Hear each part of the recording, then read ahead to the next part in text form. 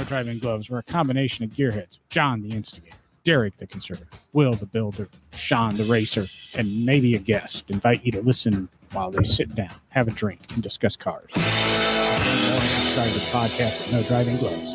Time now for the ride. No maybe about it tonight. Looks like we do have a guest. Good evening. One of our shows a few weeks ago, Derek and I threw out there, I don't know if it was really planned, but we threw out there that if any listeners wanted to respond to first listener that would contact us through the Facebook page, we're going to throw them on the show. We're going to see what happens. So we have Jason, who's been an avid listener for quite a while, knows the button, buy me a coffee. If anybody else doesn't, feel free to buy us a coffee. A lot of little interesting things have come to light with Jason over the years as he's commented and stumbled across people from my hometown and things like that. But yeah, he's quite a graphic artist, and really, I don't know. There's no point in having an interview if we know the person. So we're just going to throw it out there. We'll chat with him, find out what's going on, BS about some other car stuff. I told him, hey, we'll probably touch on this, but who knows where it's going to go. That's the way No Driving Gloves rolls. So for you two veterans, how's it going? It's fantastic, John. It's fantastic. It's been a roller coaster of a weekend and first part of the week for me, to be honest with you. Lost a pretty good buddy and his wife to a motorcycle crash Saturday morning. Lost another good friend of mine. The story I told about putting a small block Chevy in our shop truck, and my buddy Don walks in and gets so mad he's about to leave. And I'm like, where are you going? He goes, you put a small block in that truck, I'm never coming back. I said, well, you give me a Ford and I'll put in it. He passed away Saturday, and a really, really dear friend of mine that is huge in the hot rod industry actually passed away yesterday, Craig Morrison, Art Morrison's son. Mm-hmm. So it's been kind of tough, man. I was going to say that's not quite a roller coaster. That's just kind of sucks. Yeah, it's been pretty tough. You have yet to have an up. No, my up's right now. So, I feel really bad. This is just like one of those little bobbles. Yeah, but you never know what's on the other side. So that must be Derek. I say the live studio audience for Derek's chiming in. Yes, yeah, it's fantastic. Live. Mine are in Florida, so I don't know where that noise is. Recorded live in front of a studio audience. But losing Craig Morrison's going to hurt the hot rod industry. I mean, his dad has kind of built an empire, and he's taken it and even progressed it into more. And it really hurts to see him gone. And Wally that got killed on the motorcycle Saturday, he had a pretty thriving shop in Coleman, Alabama, called the 10 Shop. That was really making some moves and doing some really good stuff. So kind of a younger guy. So, you know, sucks to see young talent gone early, you know.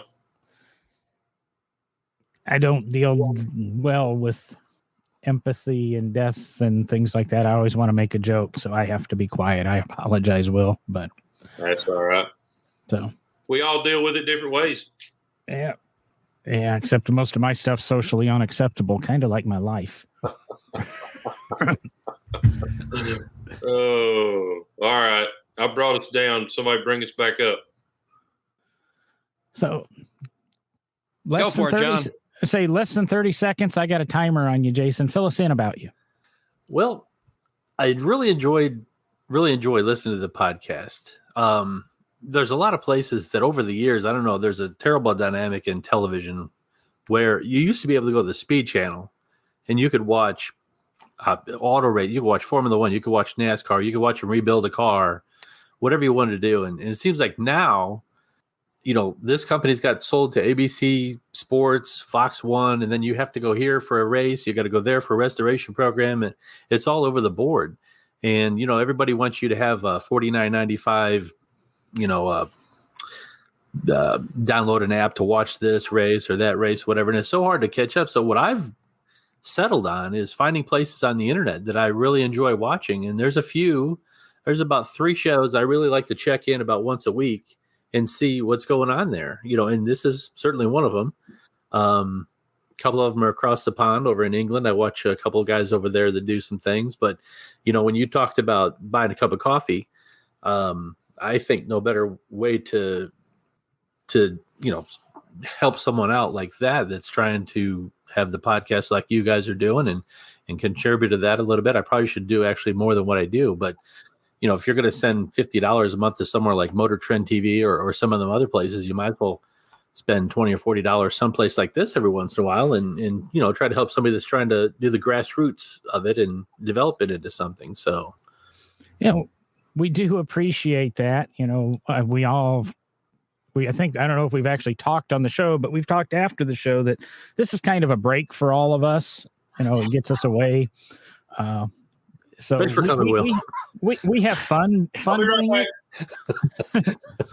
We have fun doing it, but it's, and I use it a little bit as an experiment for my business, and it gets to be, I don't know, it's just an interesting thing that we do. And sometimes I'm not as, this isn't the biggest priority because unfortunately it's not the money maker, but we appreciate the fans that do hang in there. And, we, like I said, we do appreciate that you've contributed to the show. We have some other listeners that contribute too. I don't want to make it sound like Jason's on here because he gave us money. He was the first to respond to the email or first to email us.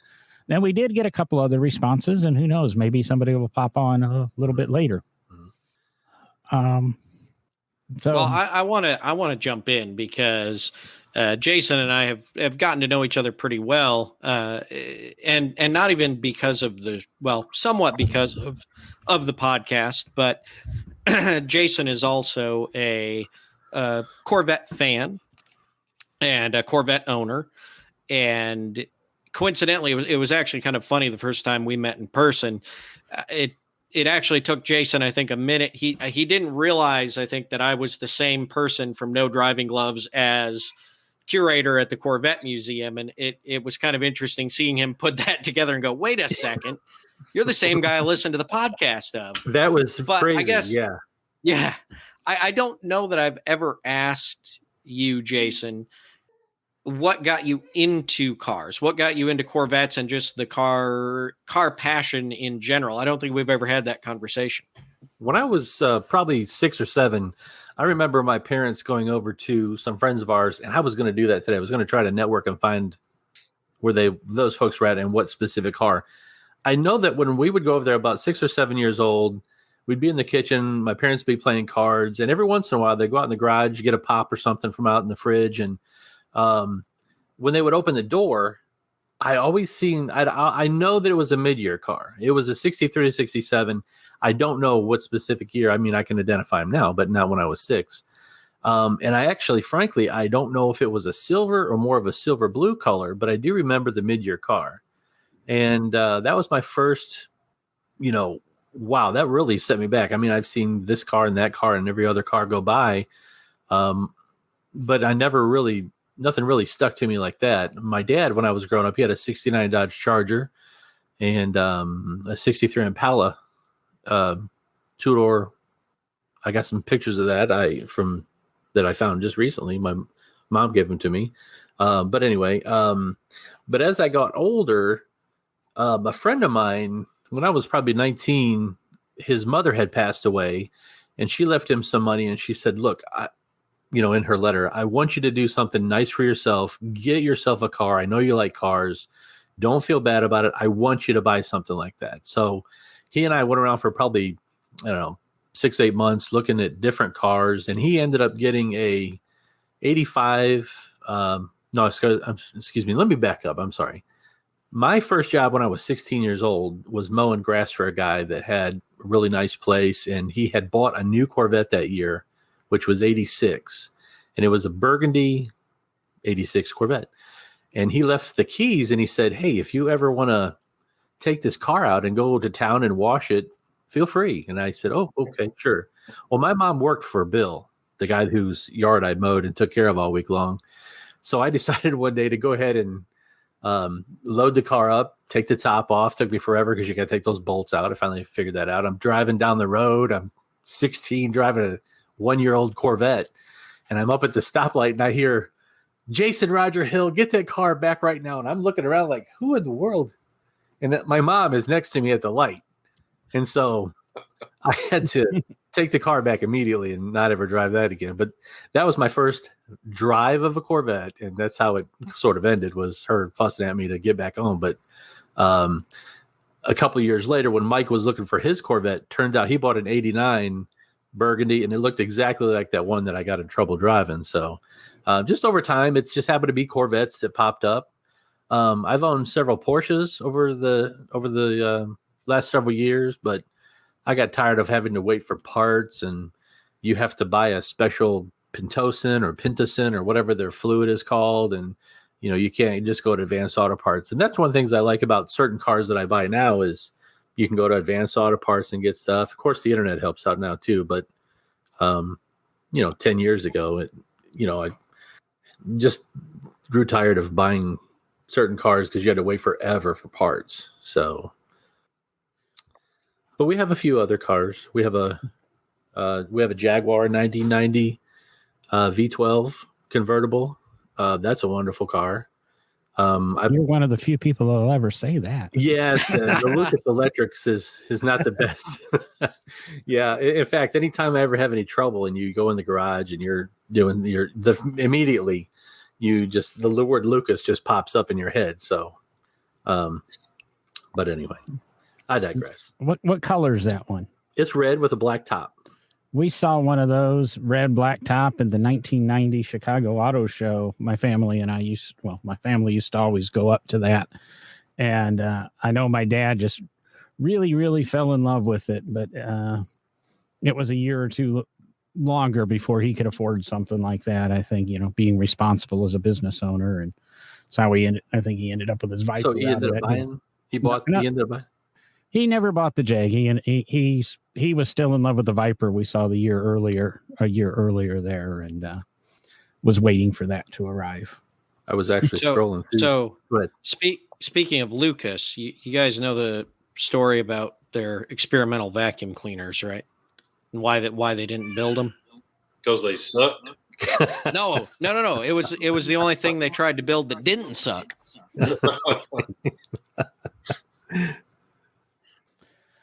Well, I was rifling through for a picture on my phone.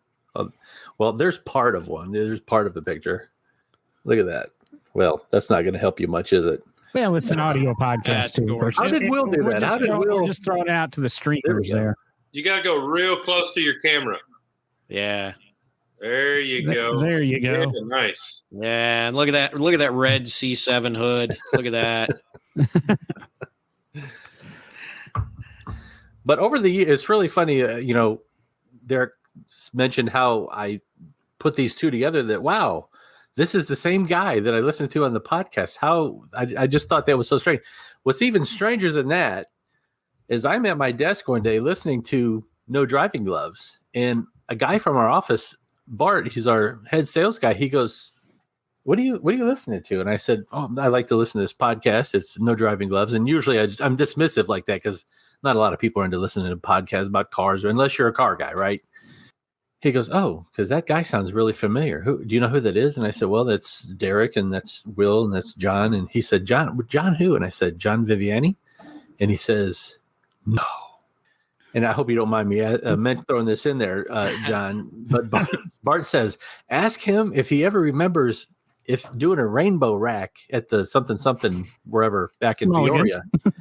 And I said, okay. So, I mean, you could probably take it from there, I guess. Yeah.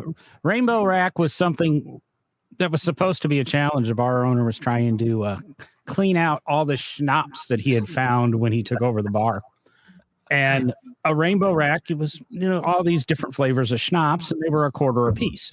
Or if you did the entire rack, 21 shots, in an evening, you got it for free. Well, me and my drinking buddy, the bartenders hated us because we do 2 or 3 or 4 racks a night, and they hated washing the shot glasses. And then we ended up modifying the rainbow rack. They just gave us 2 beer mugs full of the schnapps, and we do it through straws. Made it quicker. But I held the record, and I think I still hold the record, where I did all 21 shots in like 28 seconds one night. And my dad was there to witness it too. So. Nice. Wow. But yeah. Rainbow rack. I thought you were going to talk about some other stories from Bart, and Bart used to throw some legendary parties. Oh yeah, he still does pretty good. Those stories involve other racks, not rainbow racks. Some of them do.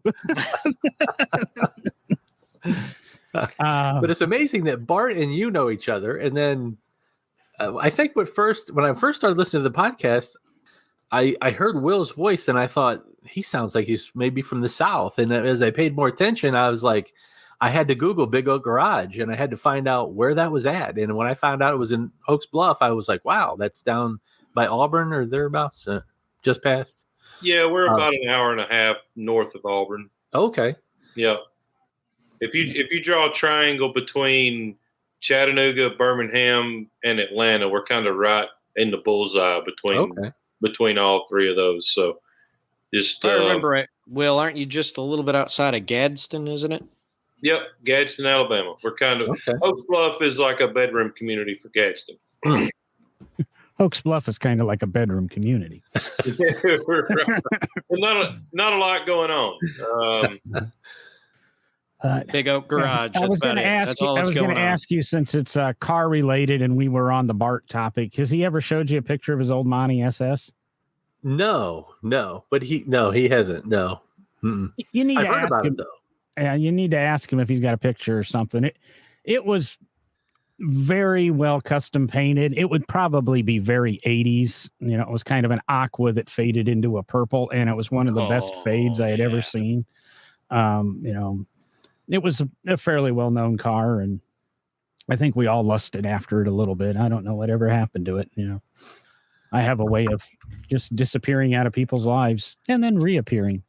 But he has an Impala, beautiful, and Chevy Impala, like a 2018 or something, and it's got like almost 300,000 miles. It's got like 200 and I think right at 200,000 miles on it. But it looks like he just bought it. It's clean. That would be him. Mm-hmm. So Jason, do you have any? No, go ahead. No, go ahead, Will. Jason, do you have any classic cars or just mainly later model stuff? Mostly later model. We have a 79 L82. Okay. And not too. Yeah, that's all we have at the moment. Yeah, nothing too terribly. I'd really would like to have 53, 4, or 5, all the way up through 56 Corvette, or maybe a 57. But I don't want anything that's, trailer queen. Everything we've ever owned, Corvettes have been daily drivers or Porsches for the last 20, 25 years. So we drive them every day. So I don't want anything that I'm afraid to put miles on. But if I found something like that, it'd be something that you wouldn't be afraid to drive, not go to Walmart or what, I wouldn't mind doing any of that, Well, that's what they're for. Yes, absolutely. Yeah. I there's a local club here in town that I'll go up there and let me just say, I come across people, and I'm sure you guys do too. They just brag about how I only got 1,000 miles on that. I had it. I just bought it. I put 1,000 miles on it, and they kept it for 4 or 5 years. And I just can't see what the joy is in having those cars if you're not going to enjoy it. I do not get that. I don't think that Harley Earl or Enzo Ferrari or any of those people, I don't think they ever said, I can't wait for somebody to buy one of my cars and put it in the garage. Now, some of the cars out there, I understand they have a certain reverence to them that you can't just go driving them on the street for whatever reason. But, for the most part, I think most of them are meant to drive. All of them are meant to drive. Yeah, every single one of them was meant to drive, or otherwise it's not a car. Yeah, even the art cars. I mean, if you go to the Alpha Bat cars, they were meant to drive, and they were on buy here, buy here, pay here car lots at one point in time. So everything was meant to drive. Is that the ones with the swoopy wing? Yeah. Okay. Yep. And that's, we've talked about it on the show before. I mean, yeah, everything's meant to drive, and it's just driving it responsibly. If it's one of those cars that are now significant, or anything like that, but they're still, and I get into it a lot because I'm in the museum world, but a big part of being a museum is education. And so, most of us, a lot of the auto museums out there, we still operate the cars. We do it responsibly, but it's part of the experience. It's part of understanding what these things are. And I mean, Jason, you've seen it, you see us drive some of the experimental Corvettes and things at the shows. And, that's, you don't get a full understanding of a car unless it's running and driving. And that's the key. And you're right. I mean, even to this day, we have, and this isn't to be mean to anyone or anything like that, but, we have Corvette owners that are like, oh, my car's, it's still got 5 miles on it. I bought it and drove it home, parked it in the garage. And, and the first thing any of the guys at General Motors will tell you, whether it's Taj, the chief engineer, Harlan, the marketing guy for Chevrolet, for Corvette and Camaro, Tom Peters, retired chief designer, any of those guys, they will say, they'll look at you and just say, tell them to drive it. That's why we built it. We build Corvette to be driven. And that's, like you say, that's what everybody, Enzo, any of the former car, legends, Enzo Ferrari, any of them, all the way up to the current people that are running the businesses and engineering, they're building them to drive them. They're a machine. That's what they're meant for. Except for Will's stuff. Don't drive Will's stuff. We'll probably break down on you. We'll have a car with 10,000 hours in it, and it can be driven. They're not driven a lot, but you can hop in them and go wherever you want to go in them. They're dependable. They ride good. They handle good. They got plenty of power. They got plenty of brakes. So, I mean, they're really built to be on the road, but they're built to, look really, really good and very high quality as well. I think that all the cars I've had, I think I've lost money on one of them. And I don't do it for the money. I don't try to buy one and go, I wonder what I can get for it when I sell it to the next guy. I buy it for what I want it for. But it just so happens, Corvettes and Porsches are easy cars to move if you wanted to move them, because you always see a guy at the grocery store. I think I've ever advertised, but maybe one or two. Other than that, it's a guy at Lowe's that says, hey, is that for sale or whatever? And I think maybe one time I've lost money on a car. Other than that, I racked the miles up on them. And it doesn't matter. Well, to me personally, it doesn't matter if you have 40,000 miles or 85,000 miles or 110. I bought a C7 last summer with 42,000 miles on it, and I'm already up to, I think I put 18,000 miles on it this year. So in about a year. So, we go for day trips. My wife and I jump in the car. My son and I will go up to the museum for some things, or we'll run down to Barber, do some things down there. So that's what they're meant for. You're building memories in them. Yeah, exactly. And one of the things that just brought back a memory from kind of my childhood, I'll say, which is, in school, high school, middle school, I had friends that liked cars as well. And I had friends that didn't like cars and didn't really care. But we'd always, those that were into cars, and of course, with my dad having a restoration shop in the backyard, a lot of them would come over and hang out in the shop. And there was one certain friend that I had that we'd always talk about cars, and we were both in agreement on one thing, which was always, and I don't know why it popped into my head, because you were, Jason, you were talking more about mileage and things like that and how much you put on them. But one of the other big things we would always talk about was, because a lot of people in high school, the car guys are always, oh, how much horsepower does it have? Oh, mine's got 390 whatever horsepower, and I got 420, blah, blah, blah. And I was always the kid, and I had friends that, to me, it didn't matter. Like, it was about the look of the car, the emotion that car gave you, you know, the feeling of it. I didn't care how fast it went, how much horsepower. I mean, for the love of God, look at the cars in my barn right now. None of them go fast.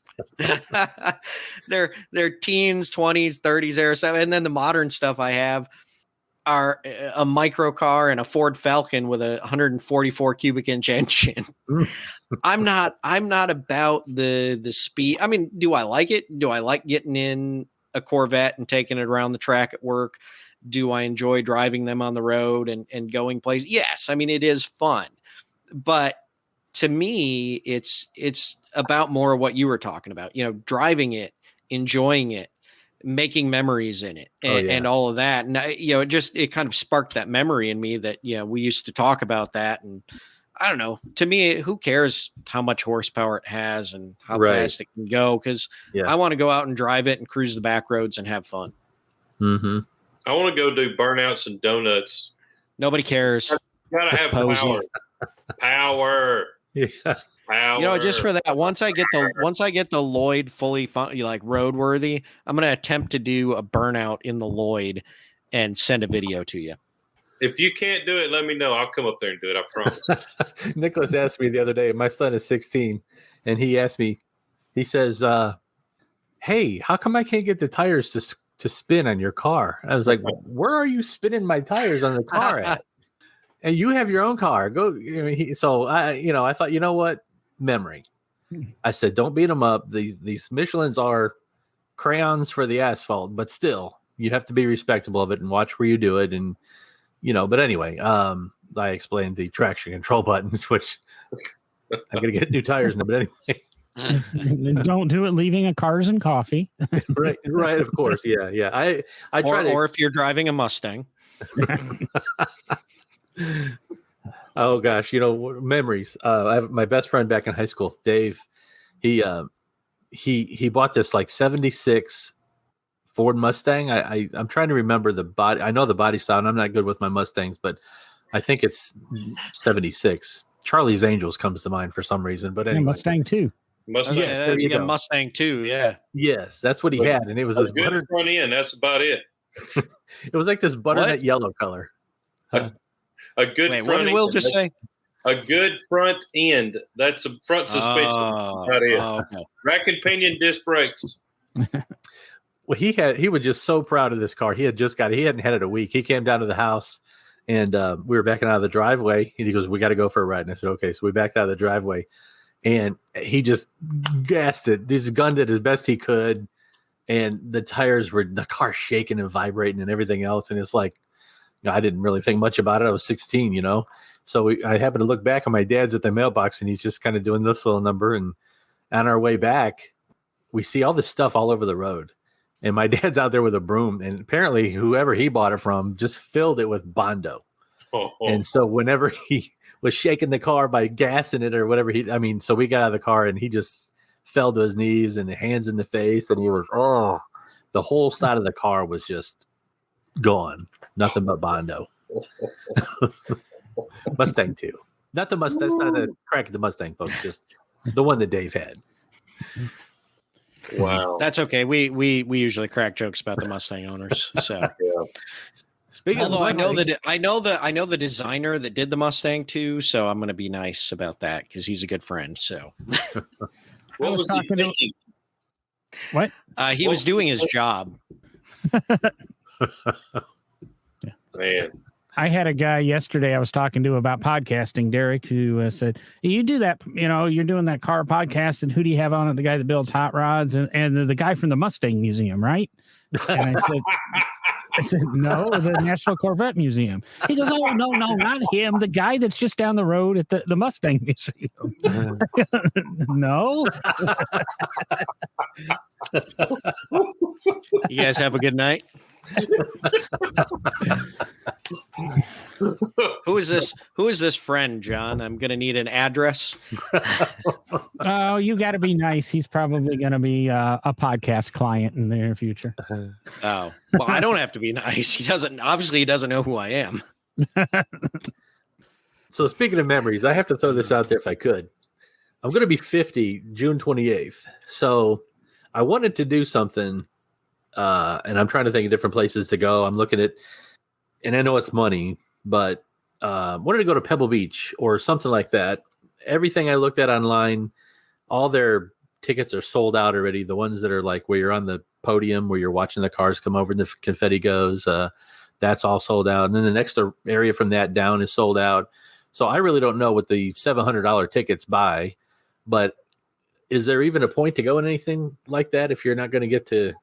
I mean, I guess you'll get to see a lot of stuff. But anyway, besides that, is there any ideas that I wouldn't go to Pebble this year if it's your first time and you're not going with anybody who hasn't been there before. Mm-hmm. You really need a guide. And with Pebble not happening last year, right, there are going to be so many people there. It's going to be grotesque, I think. Mm-hmm. I have to, and this is not a shameless plug or anything, but listen to the episode that just came out yesterday of our show. Mr. McCrane. Mr. McCrave? McCrane.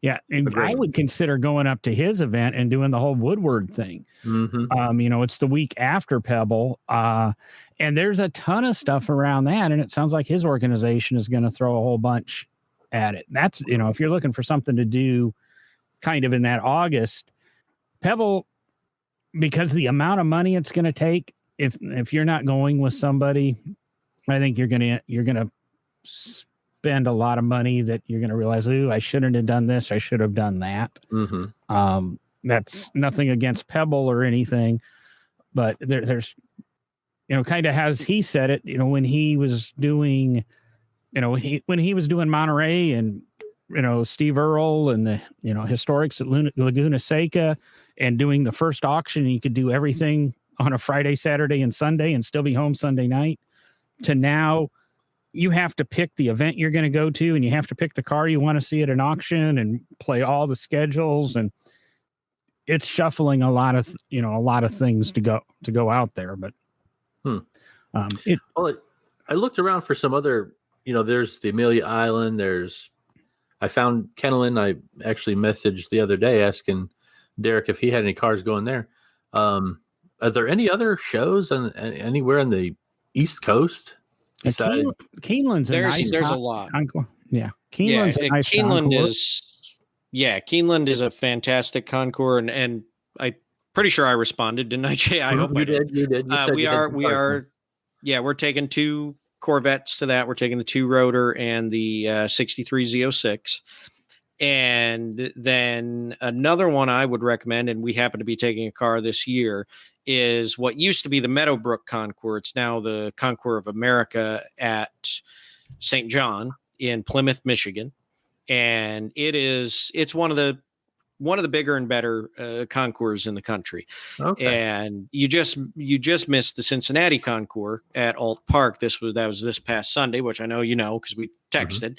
Mm-hmm. And it is the 5th oldest concours in the country, if I remember correctly. They were talking about it this weekend while we were there, and it by far is one of my favorite.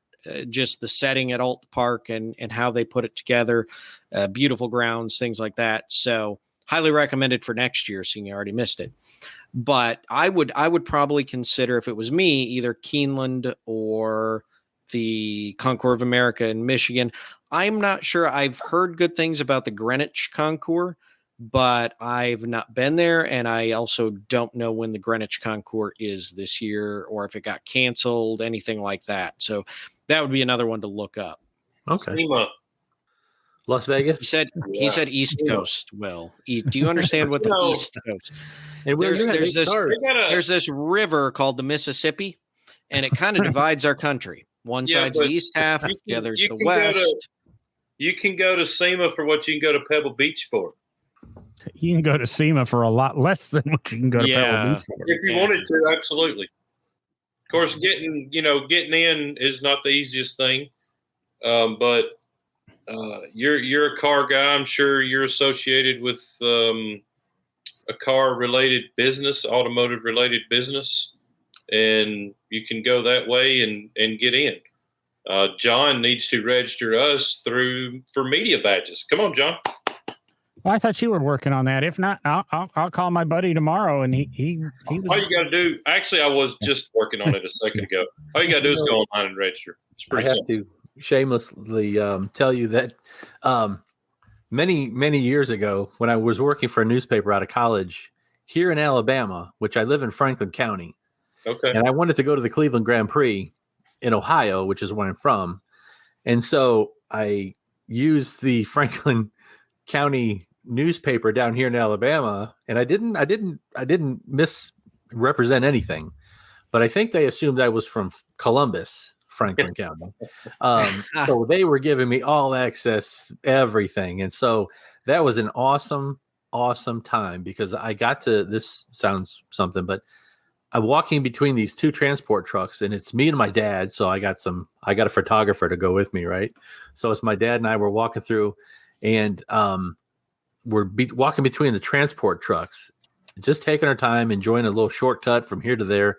And here comes Mario Andretti carrying waters down the way. And we were forced to pass each other between these transport trucks. And he just, I just said, I didn't know what to say. I was not expecting Mario Andretti to be walking down through there. I think Michael was racing at the time. And so I said, hello, Mr. Andretti. And I just kept on going. And he's like, you need a water? And I was like, absolutely.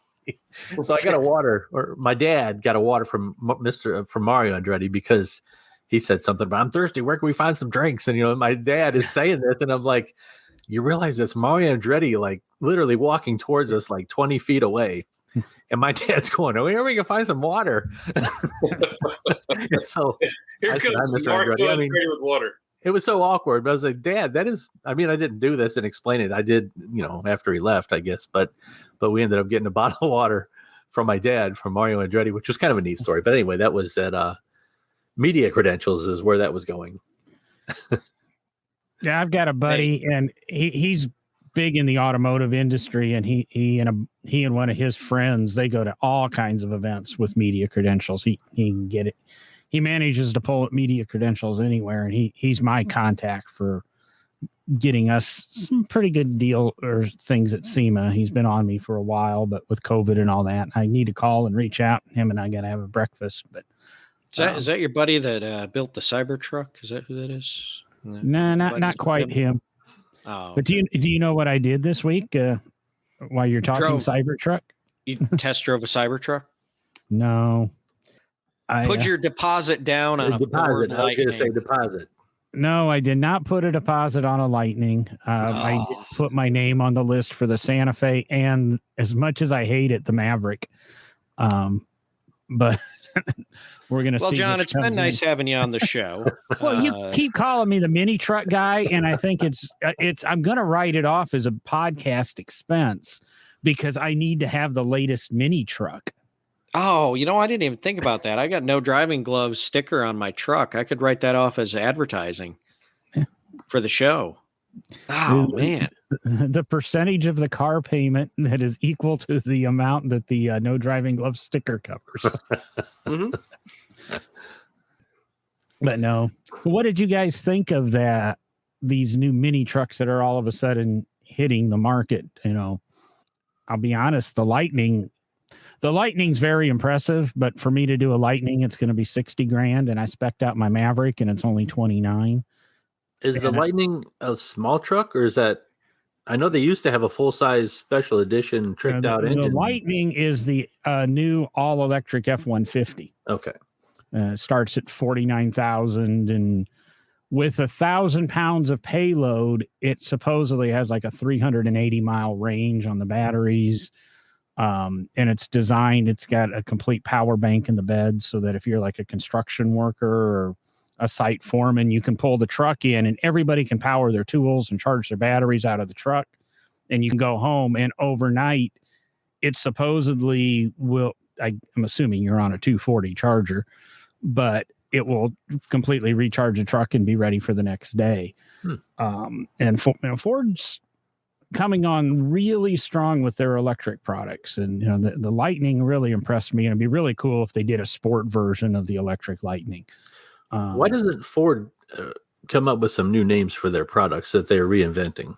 they need to come up with accurate names. We did the episode, I'm sure you remember, the Shoei, which is what the Mustang Mach-E should have been named. And I think Derek and I might have touched on it, or Ranchero, Courier, Yeah. You could have named it anything like that. But then again, we're bitching about naming the new Bronco too, or Bronco also. And the Bronco that's out should have been called the Bronco 2. And then we should have had the big Bronco, not the Bronco Sport and the Bronco. But and when you said you were getting a Lightning, I thought you were getting a 1990 Ford F-150 Lightning. No, I've liked the Lightning, but if I'm gonna get something like that, I would get a SRT 10. So if you're gonna do it, may as well do it with 6 miles a gallon and a manual transmission. So Will's kind of speechless. Why not a 454 SS? Yes, Pretty sweet truck, the Chevrolet 454 SS. It was built alongside the Cyclone and the Typhoon, and you know where I'm going to go. Well, you could also get the body style after that. Joe Gibbs got his hands on some supercharged straight shift 4.8 liter. Those are the Joe Gibbs trucks are pretty badass too.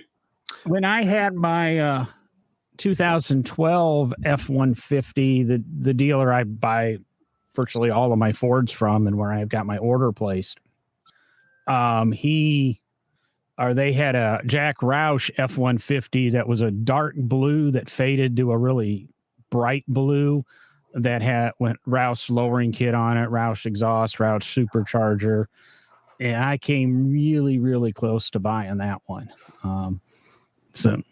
But that was then. This is now. I've been begging for a mini truck for a decade now, and somebody's actually 2 people are finally doing it. Hyundai's doing it. They refuse to put a price on it. It's supposed to be out next month, and it's like a Subaru Baja or a Subaru Brat type vehicle, more of a car type pickup, and then the Ford Maverick, which I still hate the name, is an actual pickup truck, 4,000 pounds towing capacity out of this little thing. It is a unibody, but in the hybrid version, it's 40 miles a gallon. And in the 2.5 liter version, which is the heavier towing capacity one, it's still supposed to be like 30 miles a gallon and starting at $19,000. I mean, you're not going to buy one of these Maverick looking things, are you?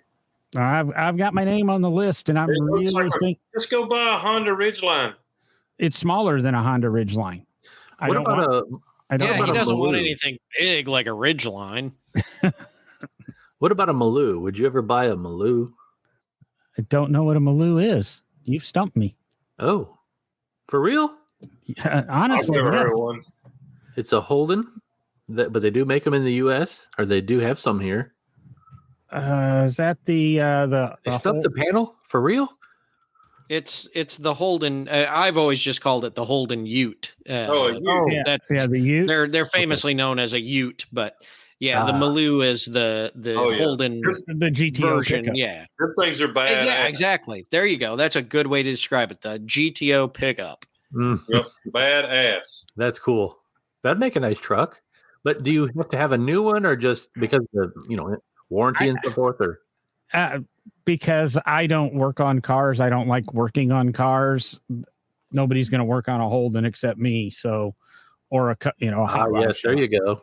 So that's it. Yeah, John, you'd look good. And they don't make those anymore either. I thought they canceled those because Ford also made a version over there. I can't remember what it was called. And, the one I want to really see come back is the Dodge Rampage and Dodge Rampage size. But I think Dodge Rampage size, I guess, is smaller than a Mini. Now, mini pickups Dodge Rampage, cool. Dodge Rampage with a Elephant engine. Is that what you're shooting for? Yeah. Well, you could do the Smith conversion to a Charger and put the Elephant engine in it. I have to show this to you. It only took 30 seconds to get it back, but Bart happened to have a picture with the trophies. Oh, look at that. Sorry about that, folks. Up a little bit. Yeah. Can't quite see the fade, but I remember that. Yeah. That's amazing that he happened to have the picture from 1985. Probably. That would have been about 88, but have it, and not only that, have it in a digital format. I have to give him some heat about that when I see him next time.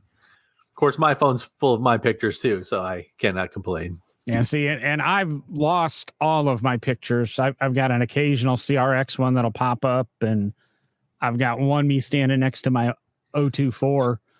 But other than that, I don't have any pictures of a lot of my early cars. A box got lost in a move, and my custom pickup trucks that I had back then. And my first car was John. You're just supposed to say a Vet. No, well, yeah. My first car was a Vet. There you go. Just leave it at that. I've actually been tempted to buy a Chevette and just walk into work one day and be like, "Hey guys, I bought a Vet. It's parked out in the parking lot. You want to go see it?" Just walk out there, have it be like a 1982 Chevette. Oh yeah, yeah.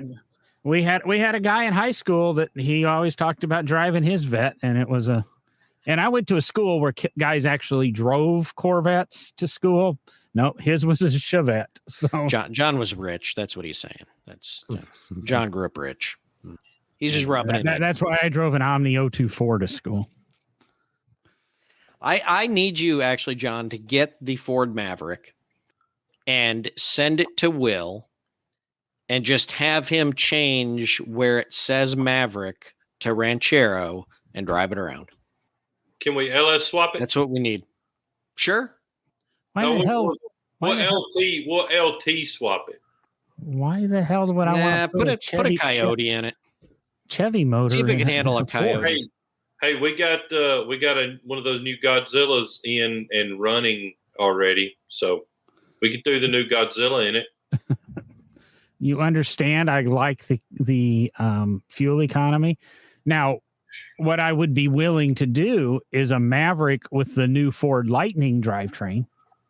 Ooh, that could be interesting. I'm liking that. Y'all with your EV bullshit. I hear you. Quit whining, Will. Gonna run me out of a job. You just have to conform a little bit, and that's what I'm trying to help you do. I'm trying to bring you your early EV hot rods. Well, come on, pay me. Let's do it. Get a tubbed out Volt. Yeah.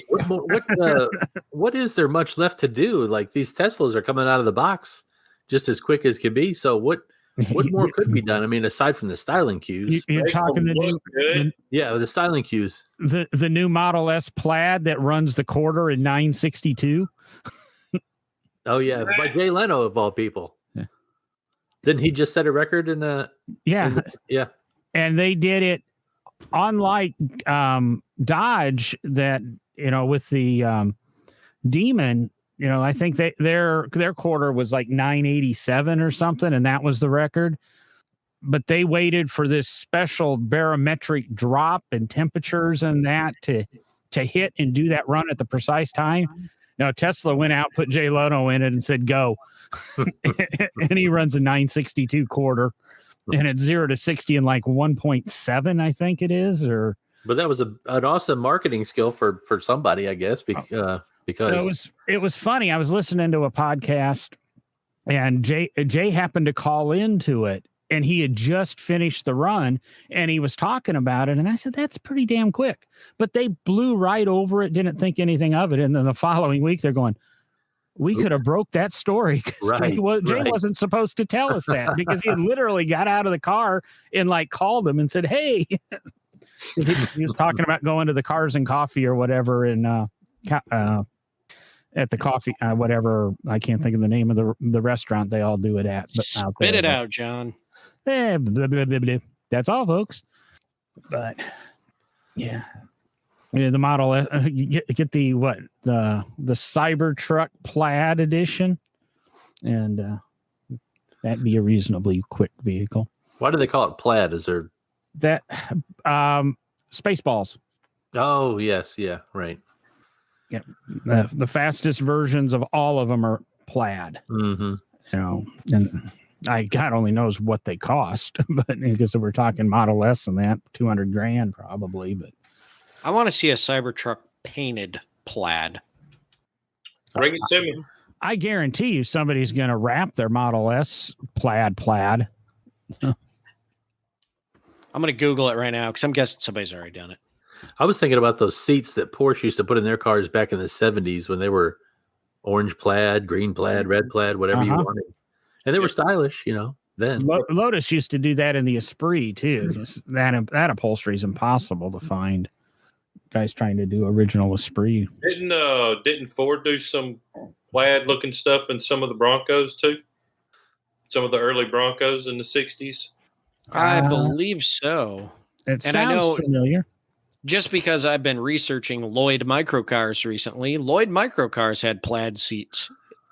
I may actually need to find a set to put in my car and be like, it's the plaid edition. Yeah. You know what I really want to find? I would love to find, and I think a couple are out there that have been restored and people have taken really, really extreme lengths to make it happen. But I believe it was some of the Mopar products had in the late 60s and early 70s the vinyl tops, but they were like flowers and patterns all over the mod top. Yes, yeah. I think that is just so freaking cool. There was a guy at McPherson with Will and I that had one. Was it Tyler? I can't remember his name. Because he put it up for sale, and I was really tempted to try to figure out how to buy it. But I love the mod top stuff, that have the paisley print roofs that match their paisley print interiors a lot of the time. Which car had the denim with the stitching around it? The Levi Edition Gremlin. Oh, yeah. There was also Levi Edition Jeeps, too. Yep. CJ5s, right? Yep. I saw one the other day that had some the little Arctic guy from the Christmas movies. It was a Jeep that had a little white Yeti monster on it. Oh, yeah. It was on the Jeep, and it looked legit. I mean, I think it was probably some sort of legit package, it looked like. Well, I bet you they're selling a Yeti package on the Jeep now or something to go, you get a free cooler. Get the free Yeti cooler strapped on the back, yeah. that whole plaid thing's kind of, I think it's cooling off a little bit, but it was a pretty hot thing in the hot rod side there for the last 3 or 4 years. That Coyote swap truck that we did some plaid inserts. It was actually church pew material is what it was. It looked pretty good. Yeah, it seems to be more and more of the interiors are some sort of diamond stitch and reverse diamond stitch. And is that what I'm seeing, Will, or am I making that up? The whole diamond thing in the hot rod industry is kind of come and gone again, but it's picking up in, the late model Jeep stuff. People that are doing custom interiors in late model cars are picking up on that. It always seems to be that of course me, because I'm a hot rodder, but the hot rod side kind of is the trendsetters for the later model stuff. There's an interior shop next to the TV show shop in Atlanta, and they're doing double stitch diamonds in everything. I did double stitch diamonds in a 57 Chevrolet 10 years ago.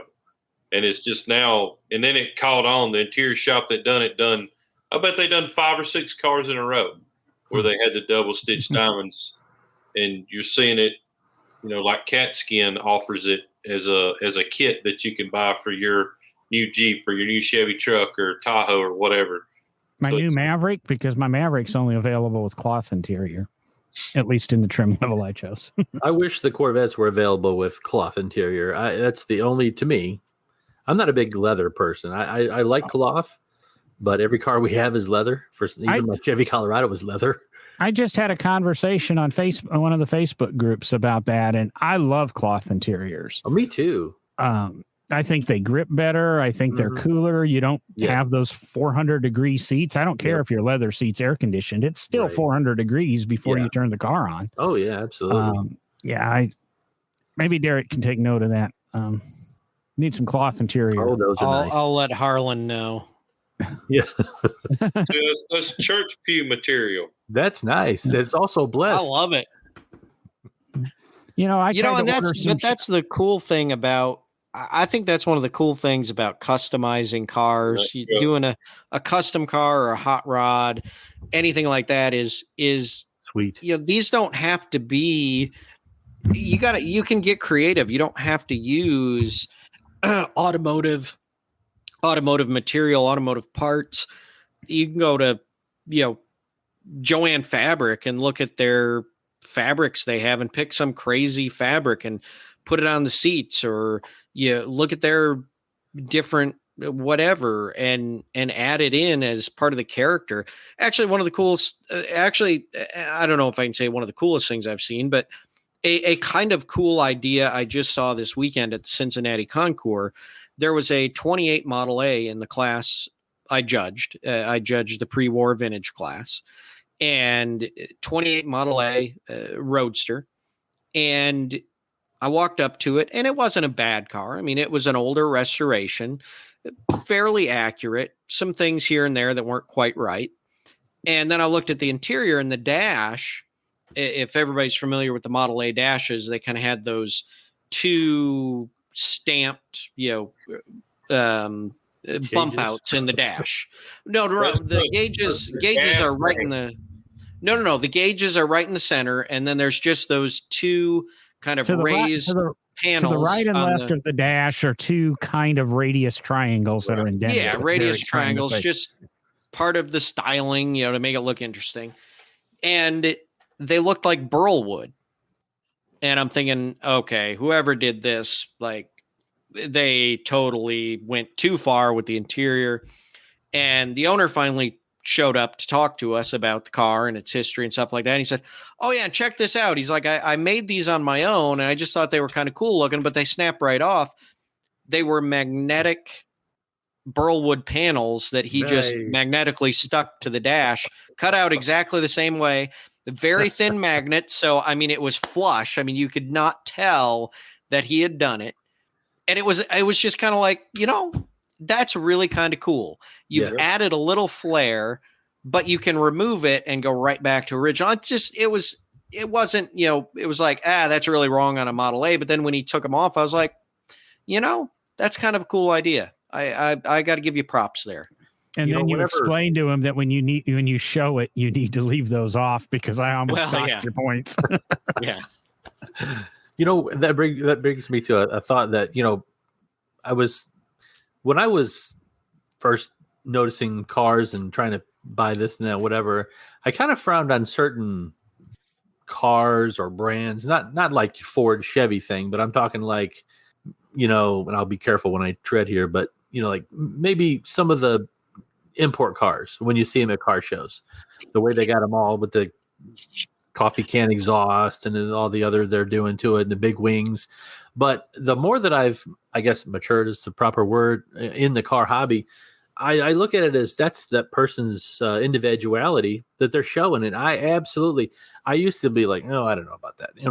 But now when I see those cars and when I see what somebody's done to their car, I'm like, I respect it a lot, because it's that person trying to share what they are seeing there, Yeah, so, I used to be that person who would show up in my, hot rod Honda with the coffee can exhaust and lowered. And I've never been into stanced or whatever. I don't know that is a proper hot rod Honda. I think that's offensive. Well, too bad. Because we get run off because we didn't have what people liked. And that's one of the things, we've said on the podcast before is I don't care if you show up in a stanced car. I'm going to laugh at you. Right. But I'm going to support you a little bit too. I'm going to say, I really don't like that. And these are the reasons, but it's somebody creating or expressing their individuality. Mm-hmm. Now, of course, the Carolina, whatever, Yeah, that's just flat dumb. Yeah. So, Well, it's also. I think we agreed on that. Safety. It's also a safety issue too. well, yeah, and some states are making it illegal, but I have a argument on that. Yay, we aren't going to see that California or Carolina, whatever it's called. Right. But what's the next thing? Because I remember when I was doing lowered pickups, all of a sudden, they're too low, and then we got license plate height regulations and taillights. And they start, just because we don't like that truck. There's safety concerns there, but we can't outlaw it. We just have to figure out how to, there goes my argument for vehicle inspections again. But no, I'm with you, John. But they didn't outlaw the entire Carolina lean squatted truck deal. They just, you can't do it to the extreme to where your headlights are pointed at the sky and you can't see over the hood. Yeah, there's some sort of difference. Your front can't be lifted so much percentage wise or height wise to the rear. Exactly. And I mean, you go back to look at the lead sleds back in the day, they were all tail draggers. Oh yeah. So, I'm not a squatted truck fan. I think it's stupid. It's unsafe. All it's doing is tearing your truck up. So if that's what you want to do, that's fine. And I hate the government trying to control us on what we can do to our vehicles and whatnot. But if it becomes a safety issue of my daughter riding next to a squatted truck and the tie rod breaks and he runs into her and kills her, then I'm pretty pissed about it. So there's one sense where I'm totally against rules and regulations, and then there's another side of me where I'm like, yeah, something's got to be done. I think we've brought it up on the show before. I don't think any of us are necessarily fans of rules and regulations and certain laws surrounding certain things you can do or can't do with your car. Now, there has to be laws around speed limits, things like that. But when it comes to safety, that's where you don't take any risks. That's where, if you're building these vehicles and you're doing things to modify them, you have to do it with a reasonable understanding of the safety of that vehicle once it is done, once it's completed and it's driving on the road. And that's the big thing here is these guys got to understand that you can't be driving down the road looking at the sky and the top of the trees and think you know where you're going and what's in front of you. I mean, somebody walks out in front of you, you're going to run some little kid over. It's not safe. There's and I agree with you, Will. There's a difference there. Safety is one thing, and then some of the certain laws and regulations are another. But when it comes to safety, that is an absolute, line in the sand that you shouldn't cross. Do you think there'll ever be a limit on horsepower? I wonder, because there are some serious cars out there with some major horsepower, and not everybody should be driving, something like that. I think they may try to do something, but how are they gonna stop you from you taking your Corvette and adding another 800 horsepower to it? Mm-hmm. And then how are they going to regulate that? They're going to make you go put it on the dyno and prove. Yeah. You know what I mean? And also nowadays with the technology we have, you can just flip a switch and go from 1,200 horsepower to 600 horsepower. Mm-hmm. So, even if they do try to regulate it, there's already many ways to migrate around that. That brings us to a point. We need to do our follow-up episode on the EPA thing. We haven't done yet, which the laws that the EPA are trying to reinterpret to do exactly what Will just talked about. Yeah. I think you're going to... I'm a member of SEMA, people. The RPM Act is going to kill it. We will see, I think, limits on horsepower. You'll see it come out of the EU, kind of the way they have a limit on top speed. No car can go over 155 miles an hour, and they're all electronically governed to that. I think, Lotus has got the new Agiva coming out with 2,000 horsepower. There's eventually got to be the manufacturer is going to have to eventually say that's enough, or the government's going to have to say that's enough. For Will's side, aftermarket modifying, unless we get to that kind of the some of this EPA stuff that, if it has a VIN number, you can't change the tire size, let alone, the door locks on it. That's the only way they're going to be able to prevent that. But like Will says, you're going to get your car inspected every 30 days just to make sure you haven't reprogrammed the ECU, etc., because that's all it comes down to now for getting, buckets of horsepower is just the tune. I don't know if it's related or unrelated, but I'm anxious to see what Europe does, because aren't they supposed to go all electric by 2023 or 2025, something like that? 2026, I think all new vehicles sold are supposed to be zero emission. That doesn't necessarily mean electric, but everybody interprets it as electric. Now that's interesting maybe not for me, but a guy that the Ferrari people, the Lamborghini people, it's going to be anxious to see where those cars even go from this point. They're already going that way. Lamborghini just introduced their first hybrid drivetrain. A lot of the Ferraris out there now have hybrid drivetrains. The new, I want to say the P8, but is it the P8 from Ferrari? I can't remember. The latest iteration of whatever. It's a hybrid drivetrain. It's got more power than the $1 million Porsche 918 from a couple of years ago, with 3 electric motors and a gasoline motor, and fastest Ferrari ever sold. And it's pushing 800 or 900 horsepower. And it's not going to be, they're transitioning their people is what they're doing, so that when they go full electric or full zero emission, what is it? Zero tailpipe emission, because they've modified that now to zero tailpipe emission. I know that doesn't really affect when you bring in Ferrari and Lamborghini, it doesn't affect most people, but I think the reason those people buy those cars is for the sound and for the,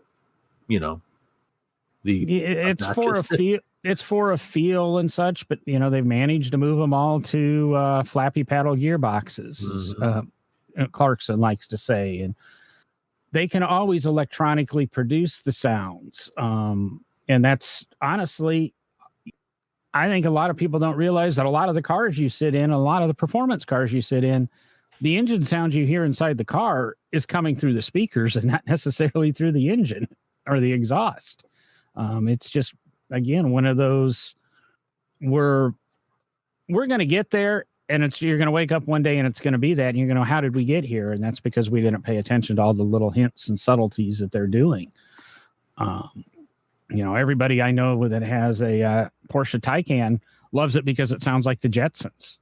So here we are, now you don't want the Porsche flat six sound. You want to sound like, what is it, George and his boy Elroy going to school. So the other night Nicholas was up at the Sonic Drive-In, and we pulled up next to him, and his friends, he was in their Tesla, I think, and I didn't know this, but apparently you can have many different sounds that your car makes when it pulls away, and it sounded just like the Jetsons car you just mentioned. It sounded just like that.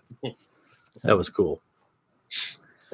Well, and there's electronic exhaust, aftermarket electronic exhaust systems out there that you can bolt onto your, even onto your internal combustion cars, that you can program, and they hook right to the computer, the ECU in the car, and they read the rev count, the RPMs and everything of the engine, so that what's coming out of the speaker at the back sounds like it matches what the car's doing. It's insane. And you can pick what sound you want. We've talked about it on the show before once. I think there was you could pick like a BMW, you could pick a Corvette. There were various cars that you could pick what the sounds were going to be. Yeah. See, the old car stereo person in me all of a sudden wants my car to sound like Metallica going down the road or something.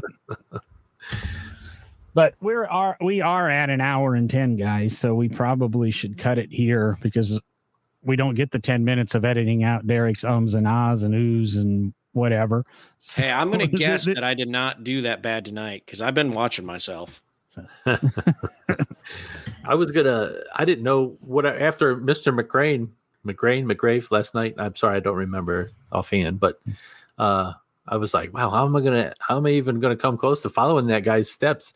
That was a fabulous guest. He had a lot of neat things going on.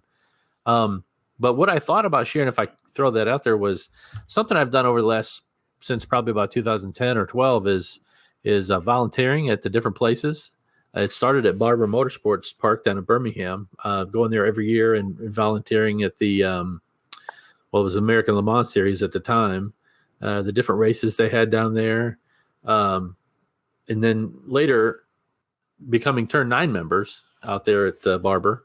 And then I had talked to the folks over at the Corvette Museum one time recently about maybe going up there and doing stuff. But there's a lot of stuff that some folks can get into in the car hobby that you guys are all pillars of the community, of the automotive community. And but someone may listen to a podcast or think, well, gosh, I'm so far removed from that. But you're really not, because if you go volunteer at some of these places, you can really get in and meet some interesting people.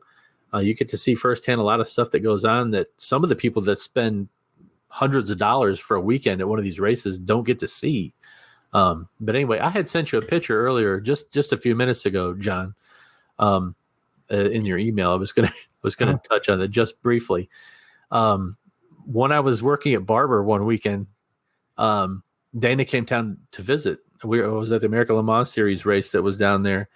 And I don't know what year it was, but anyway, I was working right there at the track where the cars come off, and they gave me a radio, and they would tell me if the cars had to go to, the scales, or if they had to go to the paddock, or wherever they had to go. And that was my job. So I'm standing there, and Dana come up to talk to me for a few minutes. That's my wife. And while I'm standing there talking to Dana, I'm like, well, you got to watch out. The cars are coming through, whatever. But I'm literally like 10 feet from the track, because where they're coming off and turning. And so this car rips up, and he goes, "Hey, how are you? Good to see you again." And then Dana's like, "Oh, great. How are you?" She goes, leans on the car, starts talking to the guy, and they start chatting away and doing their little thing. And I'm like, after he left, I'm like, "I'm sorry. Did I miss something?" It was Patrick Dempsey. And I was like, "Do you know Patrick Dempsey?" And she's like, "Well, I don't know, but I was up in the paddock area and I was admiring his car. So he picked me up and put me in there." And so I thought, well, that's interesting. Did you know who Patrick Dempsey is?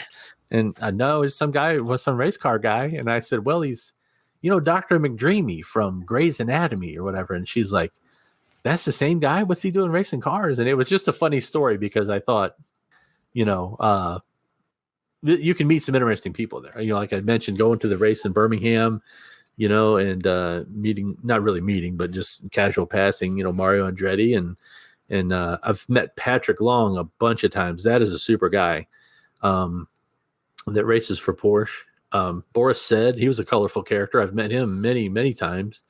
And but anyway, there's all kinds of opportunities. So actually she handed him her phone, and he took her picture. And unfortunately, I didn't get a picture of the two of them together, but he just picked her up and put her in the car. And so I thought that was funny. But you can really do a lot of things in the car hobby that, don't really cost you a lot of money, and you can help out in the long run.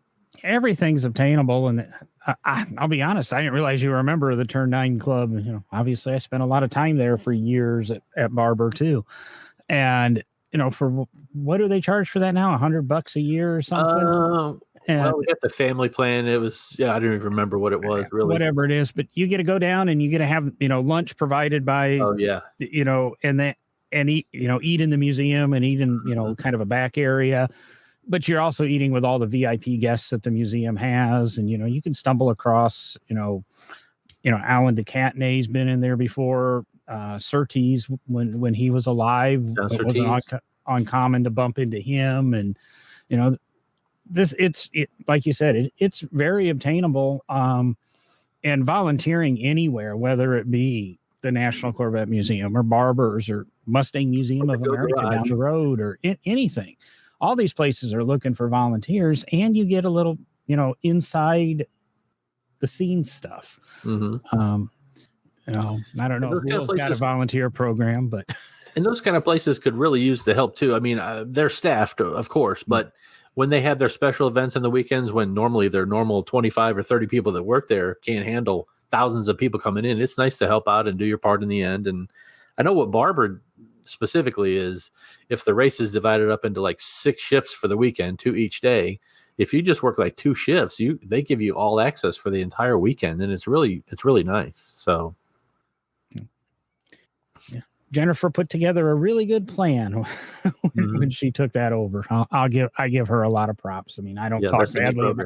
I don't talk badly about too much barbers, and that when I do, I'm not usually in front of a microphone. But we are 1:15-ish into this now, and I think it's been great having you on, Jason. We have covered a lot of things, and had you emailed me this afternoon, and what are we going to talk about? It doesn't matter. And you don't have to worry about one up in the last guest. I mean, we've had some big names on here that maybe we shouldn't have. And some of our some of our unknowns have come out to be stars for it. Right.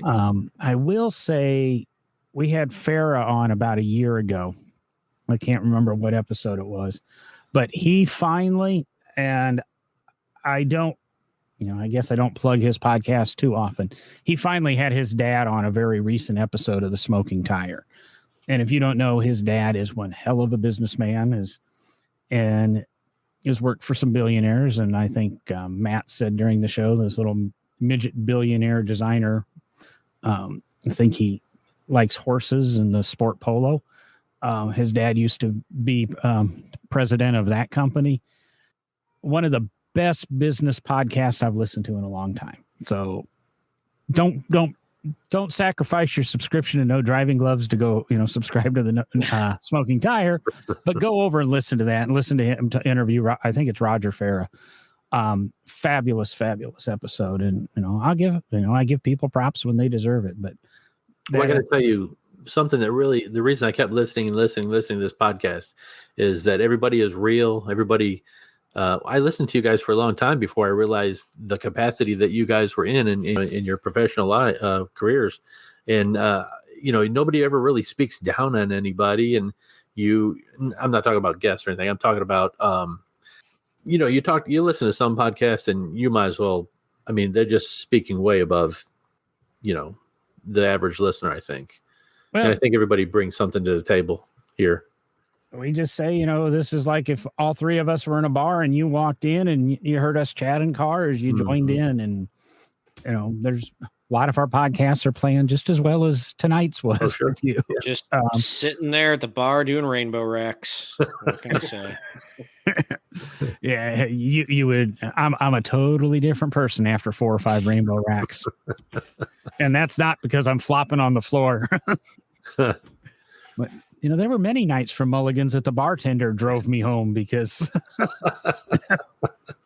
But you guys need to organize some sort of trip where everybody can come together, listen to the podcast, and everybody takes a day trip somewhere. And I know everybody's busy with their families and their jobs and everything, but it would be kind of neat to have a No Driving Gloves tour about once a year, somewhere, whatever. We've talked about that, and we were doing plans last year, and then, this little guy named Corona popped up and really put a kibosh on a lot of that stuff last year. And I'm glad, Derek and I said a couple of weeks ago, we're really glad to see all these shows starting again and, all this activity happening. We won't do the No Driving Gloves tour this year, but we plan to get out some, and no.